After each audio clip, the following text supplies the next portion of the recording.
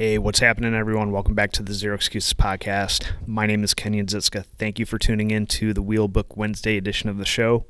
This is a short show where I share with you some of my random thoughts that I've had over the past week and break them down into some practical, actionable strategies that you can implement right away. And all this month we have been getting brilliant on the basics, and this week we are wrapping up that discussion by talking about finances and wealth. What I have lined up for you guys today is how to develop a millionaire mindset.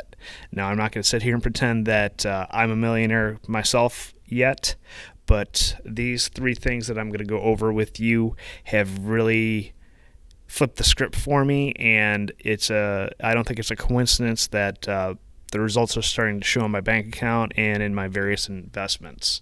So I want to share with you those three things that I feel are important, and so that you can take those forward into your life and start implementing them. But before we get into the meat of the discussion today, just a few quick reminders for you guys. Don't forget to subscribe, rate, leave us a review on iTunes, and also share this with your friends and family who might get some benefit out of the topics that we go over on the Zero Excuses podcast here.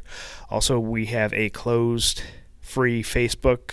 If you want to take the discussions that we're having here on the podcast to the next level, that's one way you can do that. You can go over to facebook.com/groups/zeroexcuses. Don't forget that excuses is spelled without the E. XCUSES. And if that isn't quite enough for you, we also have a couple of other opportunities that you can take this discussion to even higher levels. You can check out our Infinite Results Mastermind group at kenyonziska.com/results. And if you want that one-on-one specialized coaching, I have very few limited opportunities to join my one-on-one discipline coaching program. You can apply for that at kenyonziska.com/discipline. So, how to develop a millionaire mindset.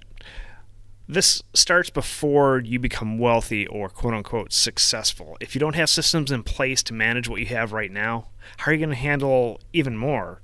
And also, how do you break the mindset that I have had for so long that's kept me stuck in this average place that most people find themselves in? So my first tip or strategy for you guys, and this has been a big one for me, is stop doing and just be.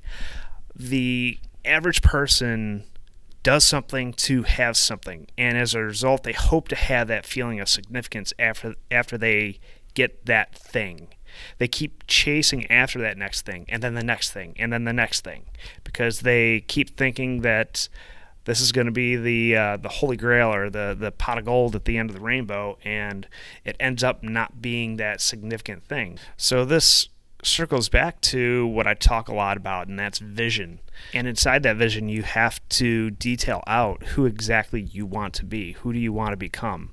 And this isn't something fake that you think that people want you to be. This is something that you genuinely come up with. And once you have this locked in, this is going to start to attract the resources that you need and allows you to take that inspired action, something that's sustainable, something that's not going to be this never-ending cycle of pursuit. So my second tip here is to have systems to manage and review your spending. This seems obvious, but again, we are getting brilliant on the basics here. I see so many people that fail to do this or think that just simply checking their bank account on a daily basis is their way of managing their finances and their spending. Most people only spend 2 to 3 hours per month reviewing their finances, and if you want to get above average results, you have to do above average things. There's so many different ways out there. I personally use Mint to track and manage my spending. It's really easy. It automatically categorizes the spending that you do. Once you have everything linked up, it's really, really easy, and you can do it on your phone. I've used a spreadsheet in the past pretty effectively. You can go old school and just list it out. There's so many different ways. You need to just try the different methods that are out there and figure out what works best for you. I mean, don't get me wrong, definitely look at your bank account. I didn't mean to poo-poo that action at the beginning of this little tip here, but You have to spend time strategizing. You have to spend time thinking about where your money is going to be spent, and you also have to, again, keep your vision in mind. How much will your vision cost? And that kind of leads me into my third and final tip for today's episode. You have to be willing to do what most people won't do. And by that I mean most people who look rich actually aren't. They're actually spread pretty thin. They've taken out astronomical loans to have that fancy car, or they have a $500,000 mortgage on that fancy house. If you look at some of the wealthiest people in the world, such as Warren Buffett, he lives in a modest home. He's driven the same car for I don't even know how many years, but it's a while. He doesn't he doesn't frivolously spend his money, and you have to do what might not look popular on the surface. For example, about a year ago, me and my wife, we moved from upstate New York down to Rochester, New York.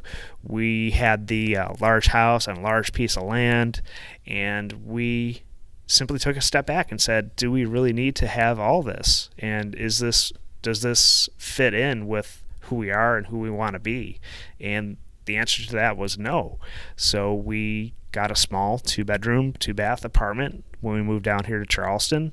And yeah, that I'm almost 40 years old. That might not look popular. A lot of people might say, well, someone who's almost 40 years old should have a mortgage and a house, but that didn't fit in with what me and my wife decided we wanted. So that's all I have for you guys today. Just to summarize this real quick, the first tip I had for you was stop doing and just be. The second is to have systems to manage and review your spending.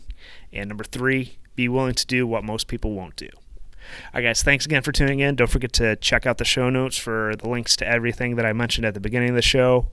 And I will talk with you guys again soon.